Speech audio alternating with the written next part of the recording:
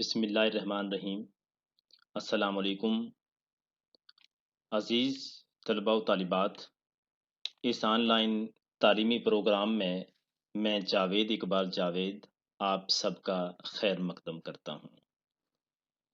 عزیزان گرامی، آج ہم نثری اردو ادب کے حوالے سے بات کریں گے۔ یہ ایک طویل موضوع ہے، تاہم میں کوشش کروں گا کہ آپ کو کم وقت میں اس کورس کی مکمل تفصیل بتا دی جائے۔ ہماری اس کوشش کی کامیابی میں آپ کی توجہ اور انہماک کا بڑا عمل دخل ہے۔ عزیز طلباء و طالبات، یہ ایک تعارفی لیکچر ہے جس میں اس کورس کے مقاصد اور موضوعات کے حوالے سے گفتگو کی جائے گی۔ سب سے پہلے خوش آمدید کہوں گا۔ غالب لکھتے ہیں، وہ آئے گھر میں ہمارے خدا کی قدرت ہے، وہ آئے گھر میں ہمارے خدا کی قدرت ہے، کبھی ہم ان کو کبھی اپنے گھر کو دیکھتے ہیں۔ جگر مراد آبادی یوں لکھتے ہیں، صحنے چمن کو اپنی بہاروں پہ ناز تھا، صحنے چمن کو اپنی بہاروں پہ ناز تھا، وہ آ گئے تو ساری بہاروں پہ چھا گئے۔ میں امید کروں گا کہ آپ اس شعبہ سے تعلیم حاصل کرنے کے بعد تحقیق، تنقید اور اردو ادب کے دیگر شعبہ جات میں نمایاں کامیابی حاصل کریں گے، اور نہ صرف اپنے ڈپارٹمنٹ، اپنے شعبے کا، بلکہ ملک و قوم کا بھی نام روشن کریں گے۔ طلباء و طالبات، ایم فل اردو جیسا کہ آپ واقف ہیں 4 سیمیسٹرز پر مشتمل ہے، اور آپ پہلے سیمیسٹر میں داخل ہو چکے ہیں۔ اس میں ایک کورس نثری اردو ادب کے عنوان سے ہے۔ اس کورس کو 2 اساتذہ پڑھائیں گے، جن میں جاوید اقبال جاوید اور دوسرے ہمارے دوست پروفیسر غلام جیلانی صاحب۔ اور اس پرچے کو، اس کورس کو 2 حصوں میں تقسیم، اور دونوں میں سے ایک ایک حصے بانٹ دیے جائیں گے دونوں میں۔ سب سے پہلے تو ہم تعارف دیکھتے ہیں۔ پاکستان میں اردو زبان و ادب کی اعلیٰ سطح پر تدریس کا آغاز قیام پاکستان کے فوراً بعد ہو گیا تھا۔ رفتہ رفتہ اس مضمون میں طلباء کی دلچسپی میں اضافہ ہوتا گیا، اور ایم فل اور ڈاکٹریٹ کی تعلیم کے حصول کے لیے جامعات پر دباؤ بڑھنے لگا۔ لاہور لیڈز یونیورسٹی لاہور نے اردو میں ایم فل کرنے کے خواہش مند طلباء کو حصول علم میں سہولت فراہم کرنے کے لیے ایم فل اردو کی کلاسز کا آغاز کیا۔ عزیز، اب ہم ایم فل اردو کے مقاصد پر ایک نظر ڈالتے ہیں۔ ایم فل اردو ایک اعلیٰ تدریسی منصوبہ ہے جو کئی اعتبارات سے نہایت درجہ اہمیت کا حامل ہے۔ مزید اعلیٰ تعلیم یعنی ڈاکٹریٹ کے لیے ایم فل ایک لازمی مرحلہ ہے۔ اس منصوبے کا مقصد طلباء کو اس قابل بنانا ہے کہ وہ آئندہ تعلیمی و تدریسی فرائض کی انجام دہی کے لیے خود کو مکمل طور پر مستعد پائیں، اور عصری تقاضوں سے بہتر طور پر نورد آزما ہو سکیں۔ اس منصوبے کے لیے مرتب کیے گئے کورسز کلاسیکی علمی و ادبی روایت سے لے کر عصر حاضر تک علم و ادب اور زبان و بیان کے تمام موضوعات کا احاطہ کرتے ہیں۔ اس امر کو خصوصی طور پر پیش نظر رکھا گیا کہ ادبی و تحقیقی مسائل کے ساتھ ساتھ قواعد زبان سے بھی طلباء مکمل طور پر آگاہ رہیں، تاکہ اردو زبان و ادب پر عبور کے حقیقی مقاصد ہو سکیں۔ عزیز طلباء و طالبات، اب ہم اس کورس کے نمبرز کی تقسیم کاری کے حوالے سے بات کریں گے۔ عزیز طلباء، جیسا کہ آپ واقف ہیں کہ ایم فل اردو میں ہر کورس 100 نمبرز پر مشتمل ہے، جس کی تقسیم کاری کچھ یوں ہے۔ پہلا وسط مدتی امتحان ہوگا، جسے مڈ ٹرم امتحان کہا جاتا ہے، جو 30 نمبرز پر مشتمل ہوگا۔ اس کے بعد سیشن نمبرز ہوتے ہیں جس میں باقاعدگی، رویہ، اسائنمنٹس اور پریزنٹیشن وغیرہ کے نمبرز دیے جاتے ہیں۔ اور اس کورس کا یا کسی بھی کورس کا آخری مرحلہ حتمی امتحان یعنی فائنل ٹرم امتحان ہوتا ہے جو 40 نمبرز پر مشتمل ہوتا ہے۔ اس طرح کل نمبرز 100 ہوتے ہیں۔ عزیز طلباء و طالبات، ہم اس کورس کے مقاصد پر بات کریں گے، اور مقاصد پر بات کرنے کے بعد اس کے سلیبس کا ہم احاطہ کریں گے۔ اس کورس کا مقصد ادب کے حقیقی تصور کے علاوہ ادب اور دیگر علوم کے امتیاز کو واضح کرنا ہے۔ قدیم اردو ادب کی جدید پیرائے میں تفہیم، جدید اردو ناول میں عصری شعور کا سراغ اور ادب عالیہ کے مطالعے کی ترغیب اس کورس کا اہم ماحصل ہے۔ عزیز طلباء و طالبات، نثری اردو ادب کا سلیبس آپ کے سامنے ہے۔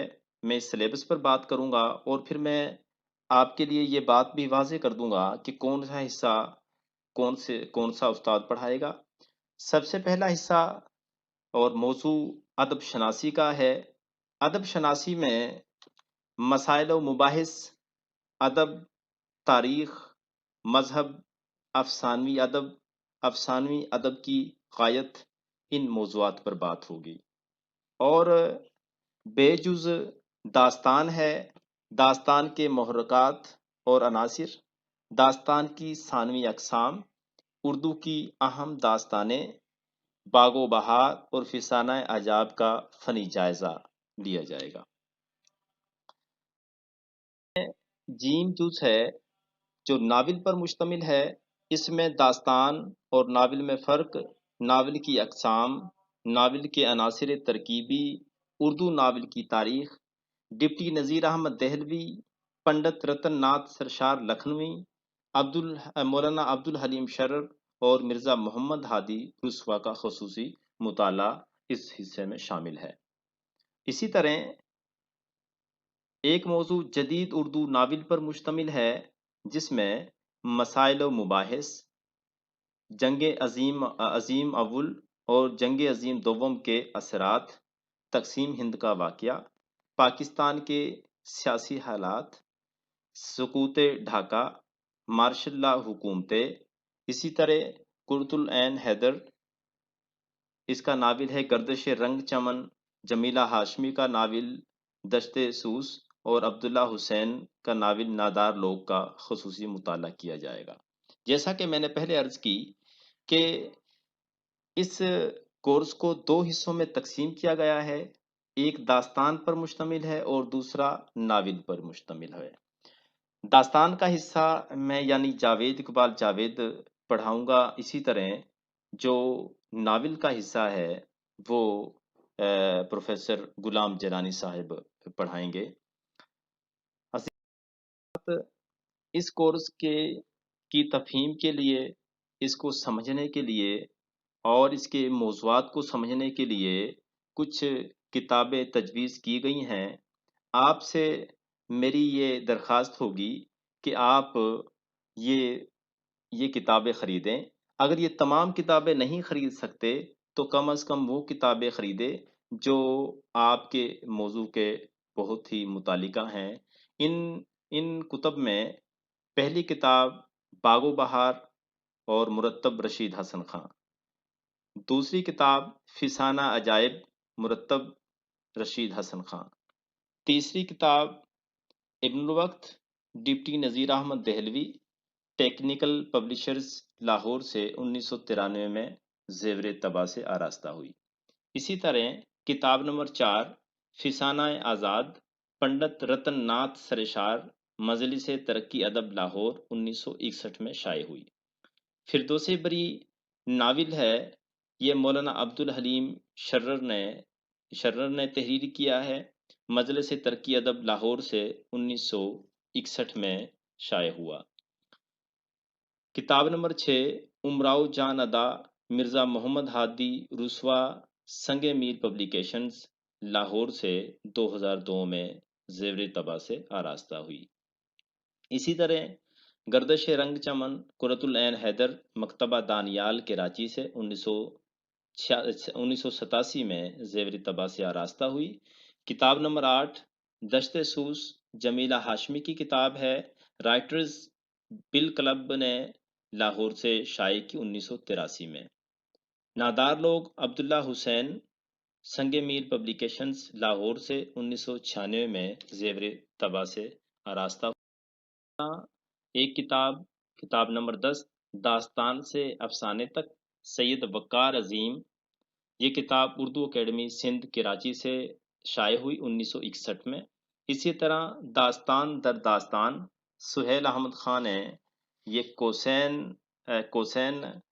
لاہور سے شائع ہوئی اور 1987 میں یہ زیور طبع سے آراستہ ہوئی۔ اسی طرح کتاب نمبر 12 داستانوں کی علامتی کائنات سہیل احمد خان کی کتاب ہے، کلیہ علوم اسلامیہ و شرقیہ پنجاب یونیورسٹی لاہور سے 1987 میں شائع ہوئی۔ اسی طرح کتاب نمبر 13 اردو داستان ڈاکٹر سہیل بخاری مقتدرہ قومی زبان اسلام آباد سے 1987 میں شائع ہوئی۔ اسی طرح ایک اہم کتاب تنقیدی اشارے پروفیسر علی احمد سرور نے لکھی، جو ادارہ فروغ اردو لکھنؤ سے شائع ہوئی 1955 میں، یہ کتاب منظر عام پر آئی۔ کتاب نمبر 15 ناول کی تاریخ و تنقید، یہ کتاب علی عباس حسینی نے تحریر کی ہے، جو لاہور اکیڈمی سے 1964 میں شائع ہوئی۔ اردو ناول آزادی کے بعد ڈاکٹر مختار احمد خان نے یہ کتاب تحریر کی۔ انجمن ترقی اردو کراچی سے یہ کتاب شائع ہوئی اور 2008 سنِ اشاعت ہے۔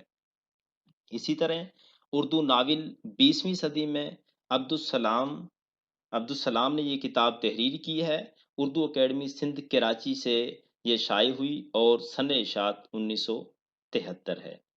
کتاب نمبر 18 سر سید اور ان کے رفقائے کار کی نثر، ڈاکٹر سید عبداللہ نے یہ کتاب تحریر کی ہے، مقتدرہ قومی زبان اسلام آباد سے 1986 میں زیور طبع سے آراستہ ہوئی۔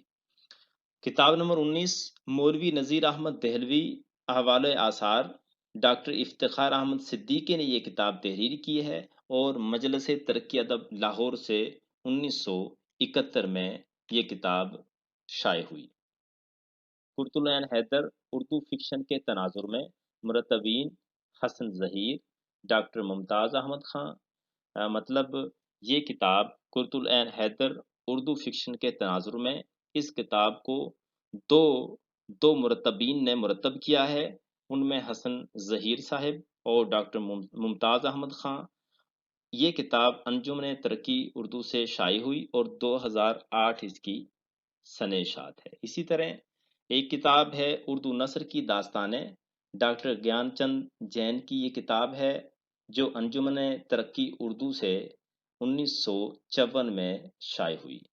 کتاب نمبر 22 ناول نگاری ڈاکٹر سہیل احمد خان، مکتبہ جدید لاہور سے 1962 میں یہ کتاب شائع ہوئی۔